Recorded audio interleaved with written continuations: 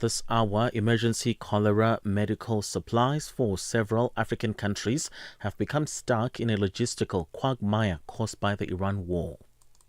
That is all from me. For any stories you'd like to share with us, please send us an email to newsroom@channelafrica.co.za, or you can call us on +27 11 714 4459. For Channel Africa News, I am Chanduko Ligege. SABC News. The African Perspective. In our sports headline, President Donald Trump insists that African football fans are expected to pay $15,000 visa bond to enter the US. Mbarara City is set to come alive this Saturday, Kamukuzi, for the second edition of athletics. I'll be back with these and other stories at the bottom of the hour.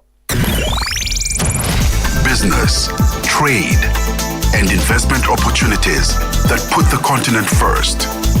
Africa in Business with Thami Ngubeni.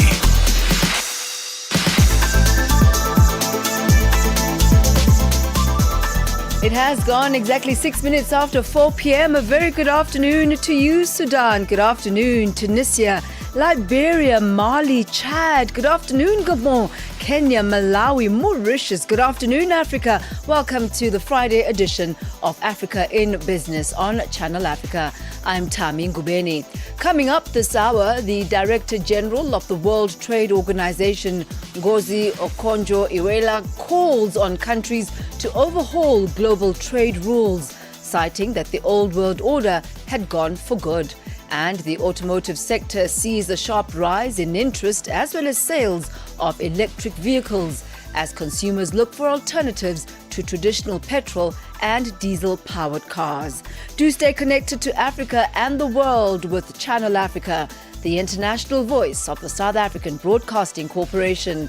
Watch or listen anytime, anywhere at channelafrica.co.za, on the Channel Africa mobile app and on SABC Plus, or via the DSTV and OpenView audio bouquets.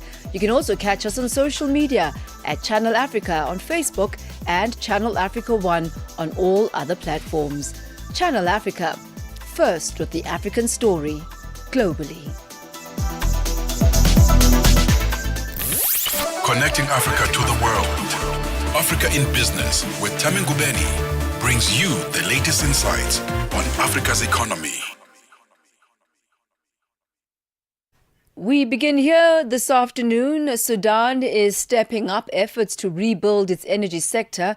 This is after years of conflict, with a renewed focus on expanding renewable power. The country's Minister of Energy and Petroleum, Al-Mutassim Ibrahim Ali, said widespread damage to electricity infrastructure had disrupted supply nationwide, prompting urgent work to restore generation, transmission and distribution systems. Channel Africa's reporter filed this report. Sudanese Minister of Energy and Petroleum, Al-Mutassim Ibrahim Ali, says his government is making greater efforts to rebuild critical energy infrastructure damaged by years of conflict, while also advancing a transition toward renewable energy, particularly solar and hydropower. Ibrahim Ali, along with Sudanese Minister of Finance, Mohamed Noor Abdul Daim, are in South Africa on a strategic working visit aimed at strengthening energy cooperation between the two nations.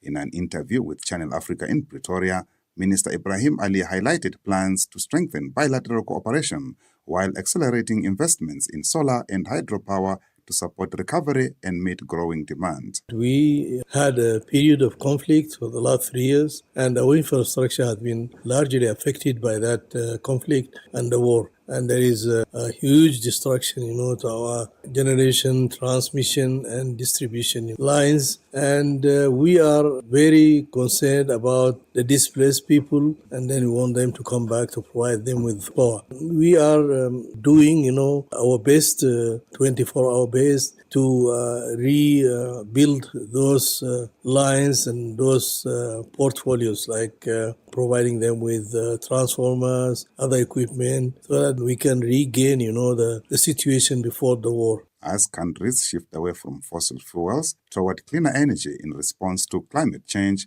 Ibrahim Ali said Sudan is prioritizing a transition to renewable sources with a strong focus on hydropower and solar energy. The cheapest available option now is the hydropower, the generation from the dams and the water resources. And that obliged us to look at it, as the main source of generation, because the thermal power is a bit expensive and needs fuel and maintenance, and the hydropower is the preferable option. And those are mostly dedicated to the residential and industrial sectors. On the agricultural side, we are reckoning to provide the agricultural sector with renewables. And Sudan has got a vast, solar energy. You have 14 hours a day, of sunshine. So that's our concentration now is also using the renewables. Ibrahim Ali also emphasized the importance of collaborating with experienced energy partners like South Africa.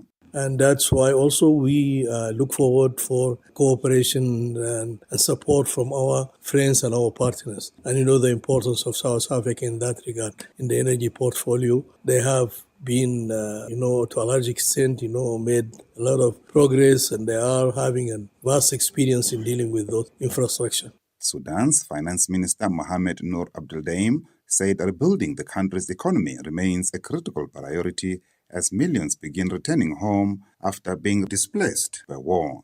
Efforts are now focused on restoring key infrastructure, reviving industries, and strengthening public sector systems to support long-term economic recovery. One of the major challenges is the economic and reconstruction apart for the infrastructure building. That include road, bridges, include electricity, and the essential infrastructure sectors, include health sectors. War have dramatically destroyed most of our premises. It has destroyed materially health sector, electricity, and it has almost displaced 13 million people have been displaced earlier when we start the war. But I think now people have started to come back. We need, factories to start to reoperate again. We activate the foreign trade. We started to rebuild the digitalization for the public sector to ensure and foster revenue for the sustainability of the economic and the public expenditure side. He said the country is ready to cooperate with potential investors who are willing to tap into its vast natural resources sectors, including in mining, oil and energy, and in agriculture.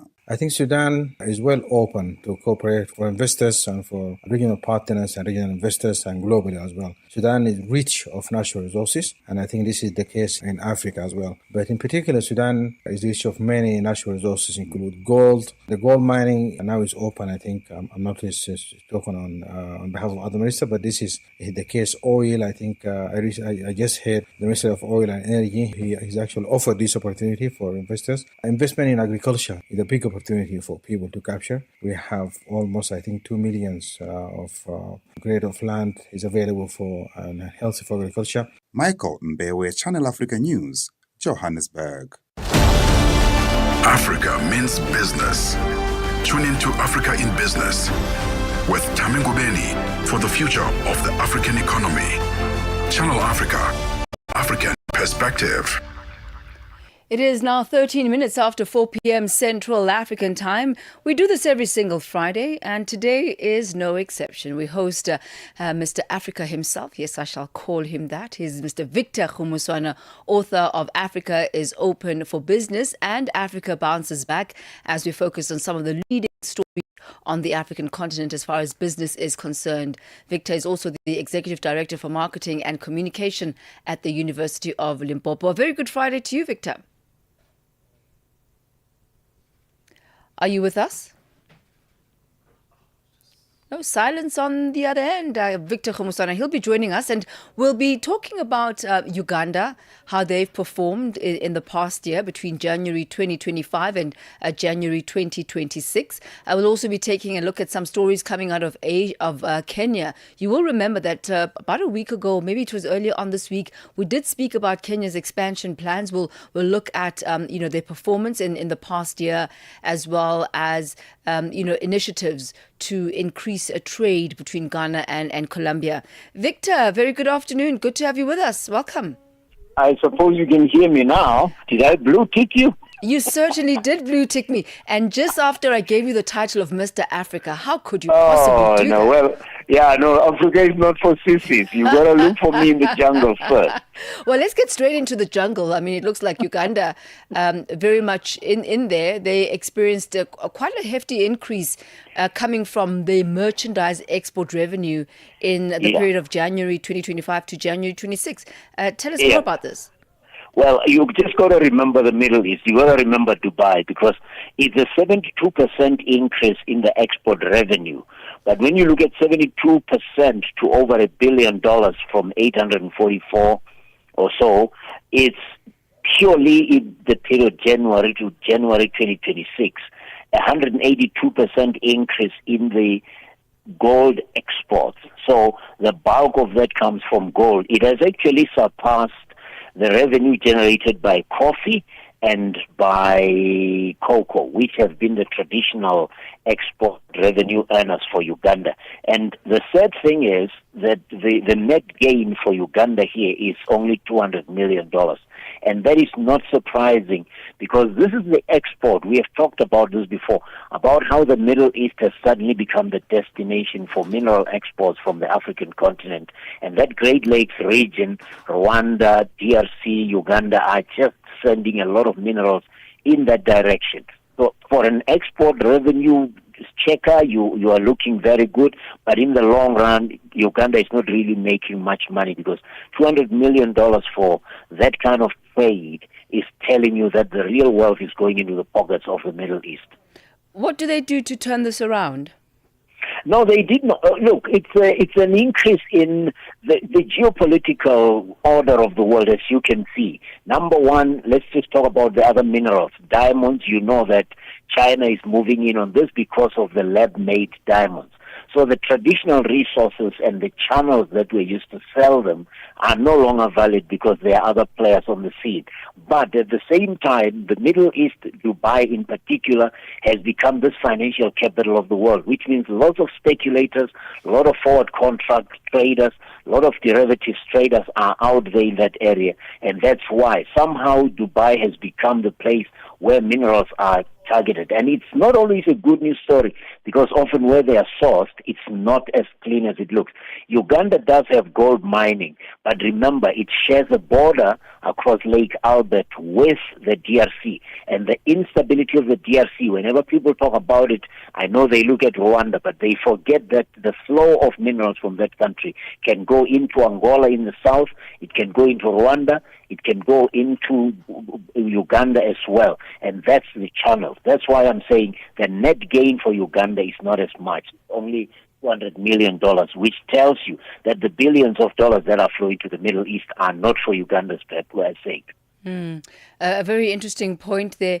Earlier on this week, we focused on Kenya and the fact that they are currently planning to raise about $500 million in order to fund their expansion.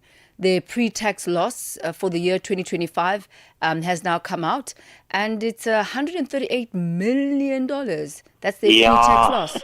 You're right. It's a sad story for me. I'm a big fan of Kenya Airways because it's the first airline in Africa that I remember that went aggressively into expanding into every destination. They actually had a goal, I remember, around 2013 to fly into every African capital. Now, that was not necessarily a commercial decision. It might have been a bit sentimental, but they really pointed in the direction that the African aviation was a very attractive industry. Of course, that benefit has now, the advantage has shifted towards Ethiopian Airlines. But in 2024, they had declared some profit in a long time. And that was because of the exchange rate. The Kenyan shilling had appreciated about 20% against the US dollar. So they were rebuilding. But at the moment they're saying, and at least according to the CFO, Mary Monga, that they have had 3 787 Boeings grounded because of supply chain, lack of lack of parts, but also because the demand for Boeing aircraft has increased, and it's about Ethiopian Airlines, just about every airline buying that. But they had 3 of them grounded. They only have about 40 aircraft in their fleet, and because of that, if you ground 3 of them, because these are big jets, the 787s, they're going to take that knock. So the revenue is down 14% and 18% in reduced capacity, which tells you just how significant this is. So if you were just borderline, you're just making marginal profit, especially also due to exchange rate gains, you are going to run into a loss. But I don't think it's something that should be worrying in the long run, because they're adding to their fleet.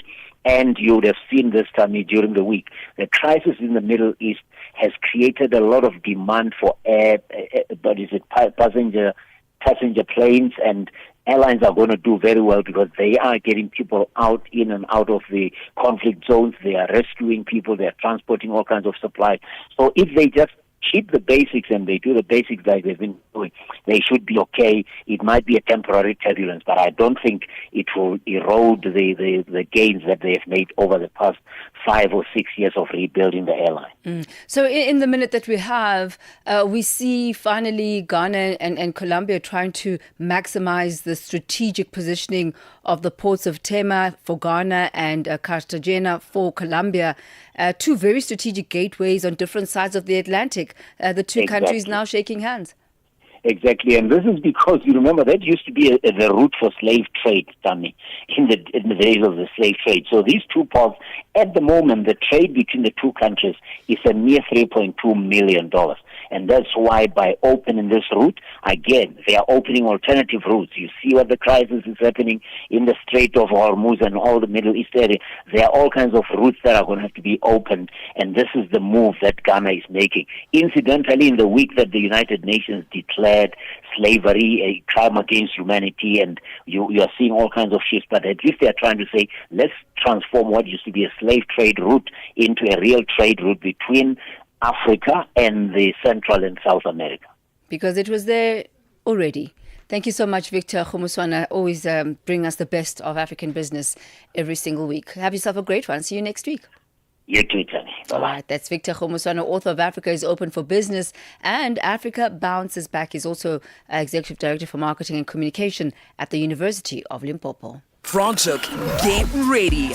The vibe is happening this March. The Monroe Jazz Festival Franschhoek is bringing more than 30 local and international acts for one unforgettable weekend, including DJ Zinke, DJ Kent, DJ Kent Zero, Layla Hathaway, Robert Glasper, and Bilal, plus many more. From 27 to 29 March 2026, experience the music, the culture, and the energy. Grab your tickets now at ticketmaster.co.za. Monroe Jazz Festival Franschhoek. Feel the energy. Live the moment. Stay ahead with Africa in Business, where Thami Ngubeni unpacks your go-to source for Africa's economic trends and development. It has gone 22 minutes after 4 p.m. Central African Time. Trade ministers are meeting in Yaoundé in Cameroon for the 14th World Trade Organization Ministerial Conference. That's the WTO MC14. The 4-day meeting seeks to push forward reforms of the global trade body amid warnings from diplomats and trade officials that without an agreement, countries could begin setting trade rules outside the WTO framework. On the first day of the meeting, the Director General of the World Trade Organization, Ngozi Okonjo-Iweala, called on countries to overhaul global trade rules, citing that the old world order had gone for good following a year of turmoil sparked by the US tariffs as well as the wider geopolitical tensions. For more on this, we joined on the line by trade analyst Viwe Njongwana. A very good afternoon to you, Viwe. Good to have you with us on Africa in Business. Good afternoon, Thami. Hello. What are the key reforms that are set to be discussed at the 14th World Trade Organization Ministerial Conference, and why are they critical for the future of the WTO? I think the WTO is in a bit of an existential crisis. in particular because there are countries that are increasingly starting to negotiate, to execute certain decisions outside of the framework of the WTO. So it's in an existential crisis in that regard because it's fighting for relevance.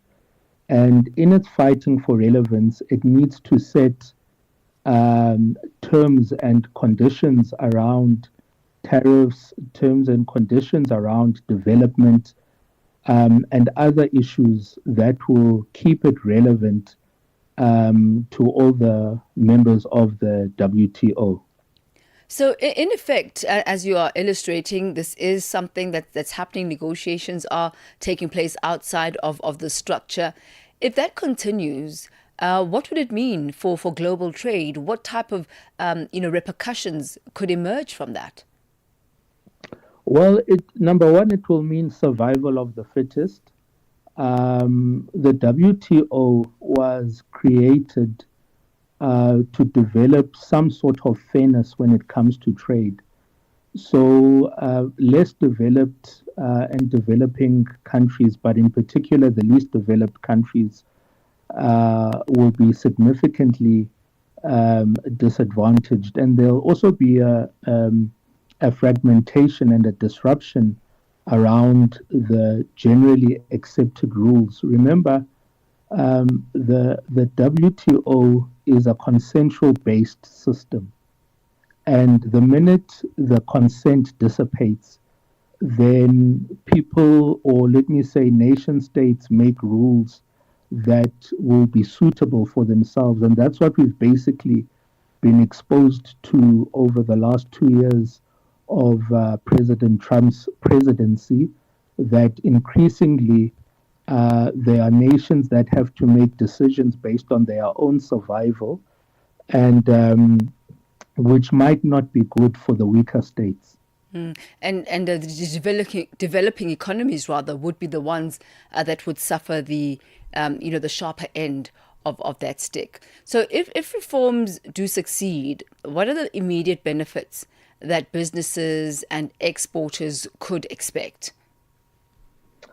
I think, look, it's going to be very difficult currently because there are a number of issues where there is disagreement. And then on top of that, there is the ongoing conflict between the US and Israel and Iran. And all of that is causing energy spikes. That's the number one thing. And energy is the one variable that determines most of the commodities that we interact with. So an energy spike means that generally the cost of living in every aspect is probably going to increase. So the importance of this ministerial conference, this 14th ministerial conference, number one is that it must speak to that situation that we are faced with in the real term, and not necessarily to look too much to the future. So we need to solve a crisis currently. But as I'd mentioned when I'd spoken before, Thami, that the WTO is an institution that is based on fairness and transparency. And what that would mean for developing countries is that the use of tools such as tariffs needs to be moderated and monitored such that it doesn't disadvantage the developmental agenda of the least developed countries and also developing countries. So if this conference succeeds, it must speak into the fairness of the use of the tools of trade. So the World Trade Organization chief says the old world order, as she puts it, in trade is now gone. It's a thing of the past. How much of this viewpoint by the DG is being driven by the US tariffs versus the broader geopolitical tensions, do you think? I think definitely the presidency of President Trump has really been a shock to the system for world trade, geopolitics, and generally international relations. I can't tell for now, and we can't tell for now, whether that means that it will last up until the end of his presidency, and therefore is that what we should be looking forward to, or it means that trade and international relations and geopolitics in general have changed fundamentally, but definitely the use of tariffs, it's a very untraditional use of tariffs that President Trump has introduced. Not everyone has followed suit in that regard.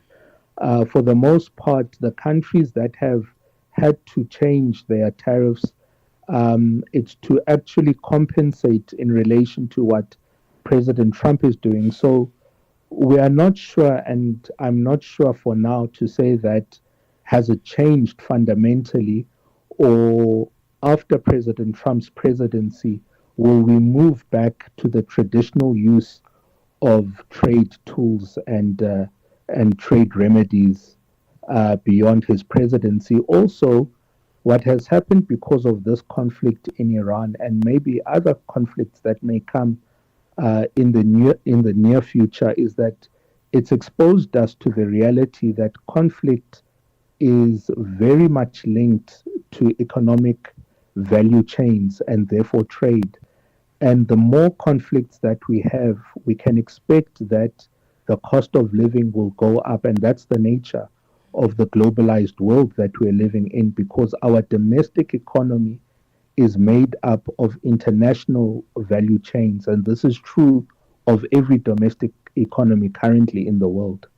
I'd like us to end off our conversation this afternoon with just your thoughts. As the World Trade Organization looks at reforms, what lessons can it learn from the tariffs, from the trade disputes that are being triggered by the major powers? It's clearly not business as usual anymore. I think the relevance of any institution, Thami, is in its ability to adapt to a business unusual kind of situation. And I think the presidency of President Trump may be a blessing in disguise for the WTO, but for many countries around the world and many institutions, because it will force us to adapt and accept that they are business unusual kind of situations and crises. The leadership without a crisis is not leadership.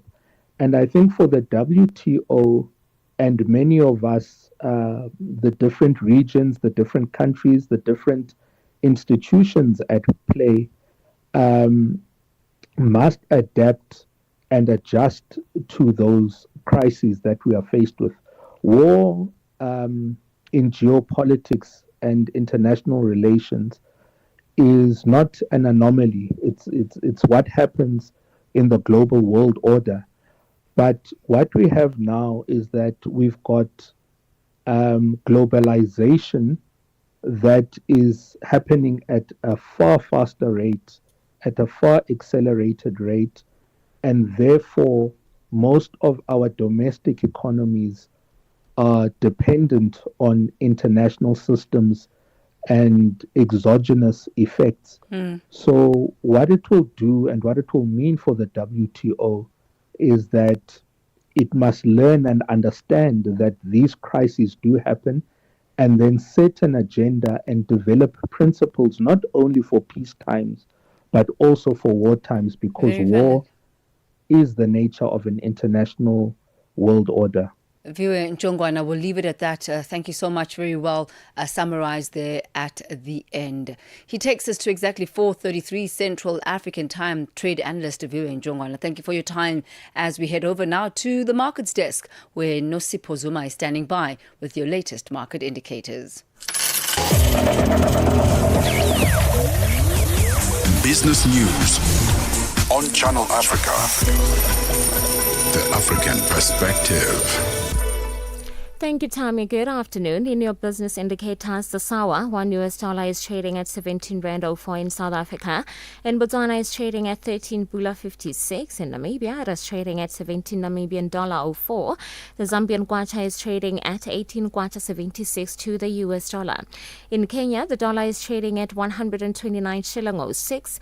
In Ethiopia, it is trading at 156 bir 157. In Uganda, it is trading at 3,000 shillings 693. In Tanzania, it is trading at 2,000 shilling 569. $1 in Nigeria is trading at 1,000 naira 384. In Egypt, the dollar is trading at 52 Egyptian pounds 65. In Tunisia, it is trading at 2 dinar 92. In Algeria, it is trading at 131 dinar 93. In Morocco, the dollar will cost you 9 dirham 24. In Angola, the dollar is trading at 912 kwanza, while the Congolese franc is trading at 2,269 to the US dollar. Looking at commodities, gold is trading at $4,427 and platinum at $1,823 per ounce. The price of Brent crude oil is at $110.72 a barrel. Now, for any business stories you would like to share with us, please send an email to newsroom@channelafrica.co.za or call us on +27 11 714 4459. For Channel Africa Business, I'm Nusipho Suma. Business News on Channel Africa. The African Perspective. And the latest from the sporting desk, here is Figile Lingwati. Sports on Channel Africa. The African Perspective. And we begin with football news making headlines in the world ahead of the 2026 World Cup to be jointly hosted by USA, Canada and Mexico. President Donald Trump has restated his directive that most African fans aiming to watch some of the games on American soil will have to pay a $15,000 visa bond before they enter his country. The policy primarily affects citizens from Algeria, Senegal, Ivory Coast, Tunisia and Cape Verde.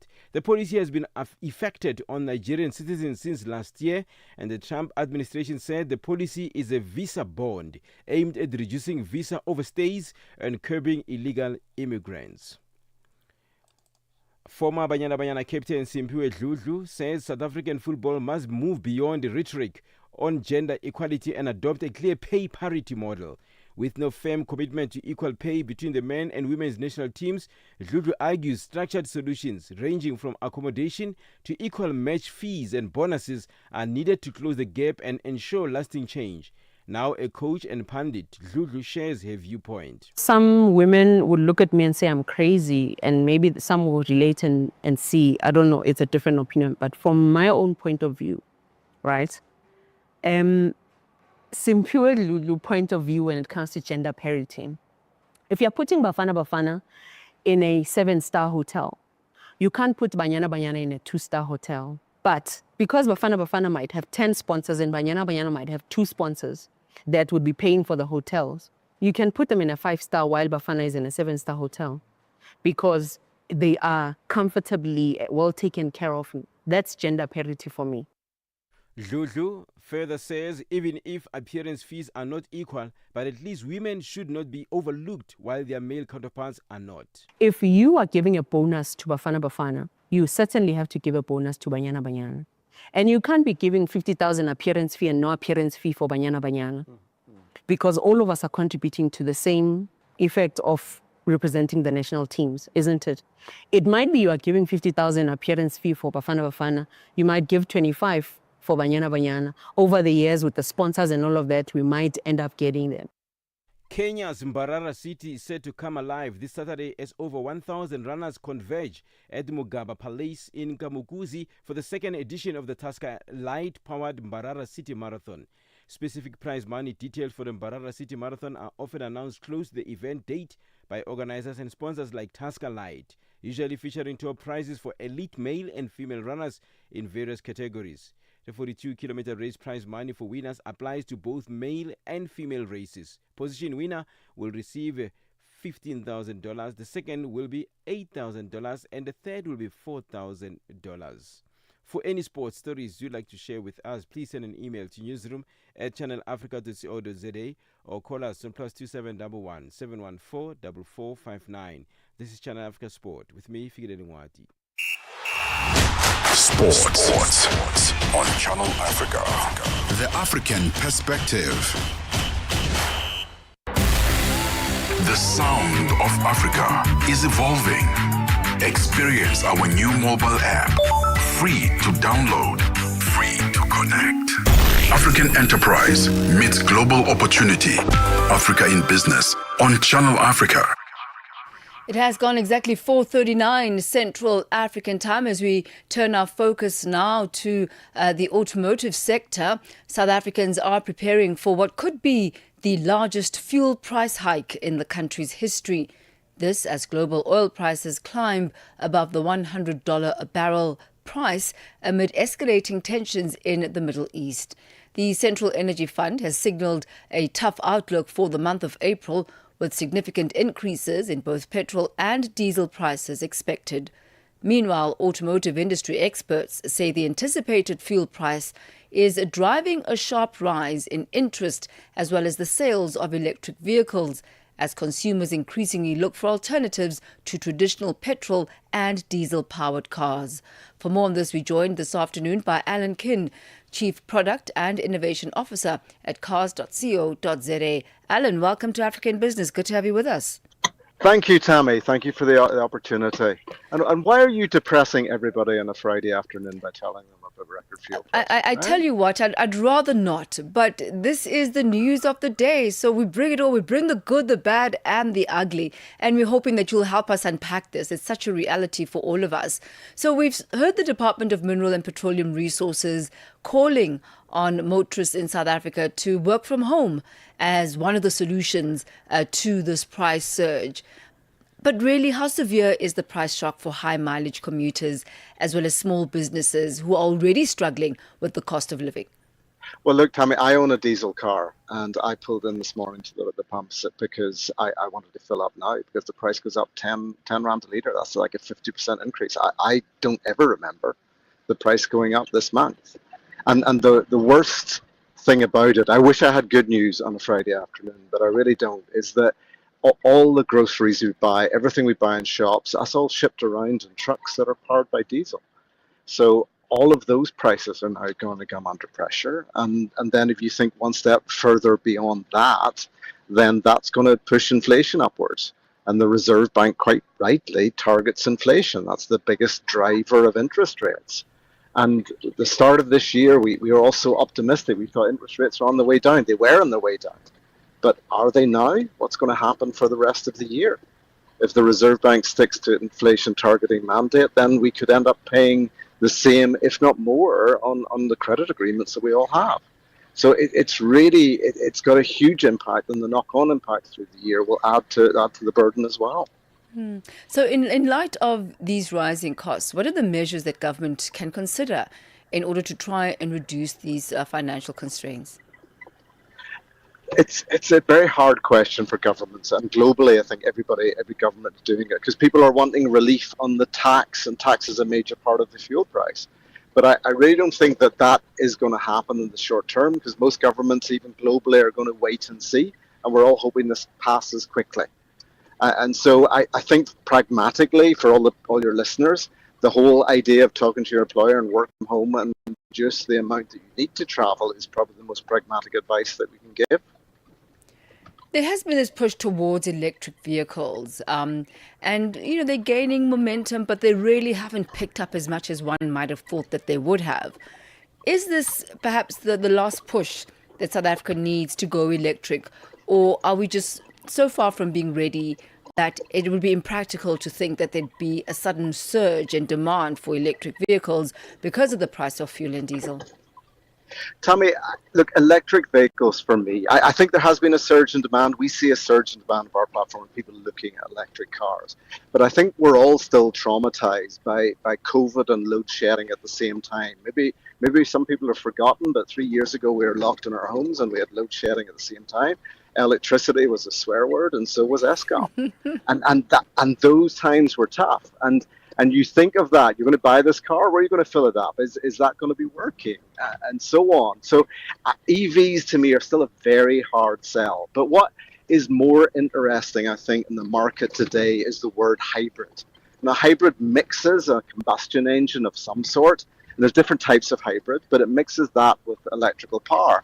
And if you actually look at the hybrid tech that's coming onto the market today, and lots of new cars being launched, they're offering a better fuel economy and better performance. Some of these cars are actually really good performance. They're fast, as well as having excellent fuel stats, because they're merging the best of electricity and combustion engine technology. And so for any of your listeners that are considering a new car at the moment, please go to Google, type in the word hybrid, and do your homework on it, because I think it's the exciting bit. Now, the trailblazer for it was the Toyota Corolla Cross. They launched that a year and a half, 2 years ago, and they launched the hybrid version and the ICE, what they call ICE or combustion engine version, at the same time, at the same price. And over half of the consumers opted for the hybrid version, which was a big surprise to us. It was a big surprise actually to Toyota. They ran out of the hybrid version. But that showed to me that we don't really mind having electricity powering our wheels. We just don't want to have to pull in and charge at a charging station. And so I think hybrid is the way forward. And it was quite an interesting strategic move to ensure that price is not a factor. So all things being equal, what do you choose? And that choice, as you're highlighting there, was quite clear. I want to look at the new vehicle sales. In the month of February this year, they did hit a 13-year high. Is this boom a double-edged sword, perhaps? Because there's still more dependence on foreign brands as opposed to, cars and vehicles that are manufactured locally as far as electric vehicles are concerned. There's two conversations going on at the minute. One is what you've just mentioned. The other is, hey, I can get a car that looks like a Land Rover and I can get it for half the price. Isn't that amazing? And so the Chinese have entered this market with a really good product and a really good price point, and they've really reinvigorated this market. This 13-year boom, this sense of optimism that we had at the start of 2026, that really is to be credited by the Chinese market coming in and shaking things up. But yes, in the longer term, it could have a cost.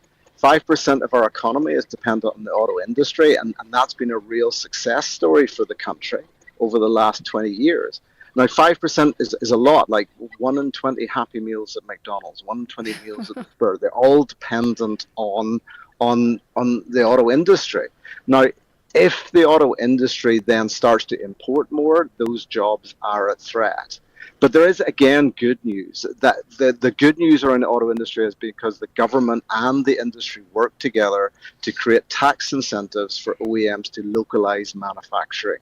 Because when you look at it, our factories are tiny compared to the Chinese factories. We can't compete on scale, but what we can compete in is incentives. And so what the government says, well, if you make cars locally, I will give you tax credits, and then you can offset them against imports. And brands like Toyota, VW, Ford have really taken advantage of that. And incidentally, the GWM and Chery are both taking advantage of that as well. Now that in 2025, 2026 is now reaching a nexus point, because those factories have to invest in new technology, because it has to be new energy vehicles. It's not just petrol and diesel anymore. It's the hybrid drivetrains and so on. And so the brands are asking the government to give policy clarity into the future to say, if I put in billions of rands worth of investment, what's going to happen into the future? And so it's important that government come to the table with all the manufacturing brands and understand how that can work out. That's really important at the moment. Alan Kern, thank you so much for taking us through that. Really insightful, 1 to 20 Happy Meals at McDonald's, 5% of our economy. Very interesting perspectives there. Thank you, Alan. Have yourself a good weekend. You too. Thank you. Bye to all your listeners. All right, that's Alan Kern, Chief Product and Innovation Officer at cars.co.za. The voice of the continent, now online, with all your sports fixtures, lifestyle, and more. Now, in an era where financial inclusion and economic empowerment remain critical across the continent, women are increasingly stepping into spaces of wealth creation and enterprise. The AFRI Masterclass, Women Creating Wealth, which is currently underway in Johannesburg, South Africa, is bringing together thought leaders, entrepreneurs and aspiring businesswomen to share strategies on building sustainable wealth. Channel Africa's economics reporter, Innocent Samosa, has more. Against the backdrop of shifting geopolitical uncertainties, thought leaders, entrepreneurs and aspiring businesswomen have gathered for the AFRI Masterclass. Executive trustee of the Kgalema Motlanthe Foundation, Gugu Motlanthe, underscored the importance of this platform in bridging the knowledge and funding gap for women entrepreneurs across the continent. No, it's definitely a step in the right direction. I mean, we've got people from the Science and Technology Ministry. We've got,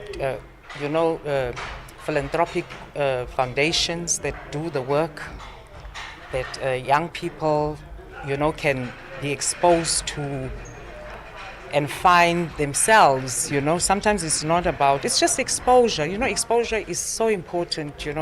We that come from township lives, our world begins and ends there. And without exposure like this, we would never know what's beyond, your township. At least here, they walk out here knowing that there's so much out there. I had a chat with delegates to establish practical strategies or insights gained here that can immediately be applied to grow businesses or personal wealth. Sinamandla Kwepile is from the Global Creative Summit. I truly enjoyed the last speaker, which was Brand SA, because as I am from the Global Creative Summit, we go around the African continent, making sure we create sustainability, mobility and cultural exchange. And wherever I go in Africa, activating the creative economy, I always bring Africa with me, or South Africa with me, should I say, in this platform, because that is where my legacy starts and where it will end. Entrepreneur Ponzo Pizzi underscored the importance of collaboration. I think it's highly important. It's very vital in the sense that as women we need to pull each other up, because spaces do not allow for us to be well grounded, and if we grab each other where spaces are available, that's where we are actually going to grow up. Collaboration is quite imperative. I mean, take for example, I am part of a project called Mzansi Atlanta Creative Expo, and in that it's just a bunch of women who have collaborated into an organization that is literally going to do a groundbreaking change in the creative industry. Tela Vukosi Mabasa from Lobbyist Vuhosi Consulting Group shares the same sentiments. The biggest thing that had come across today is collaboration as women and really understanding why we are here. I think the minute you understand the why you are in business, it makes you better to drive forward. You know who to collaborate with, at what point to collaborate with them, and creating networks. And that there are networks available, you just need to know where to go. The message here is clear. With the right tools, access to capital, and stronger networks, women are poised to play a leading role in driving inclusive growth across Africa.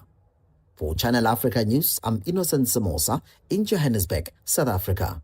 60 years of Channel Africa, your trusted voice, your African perspective into the future.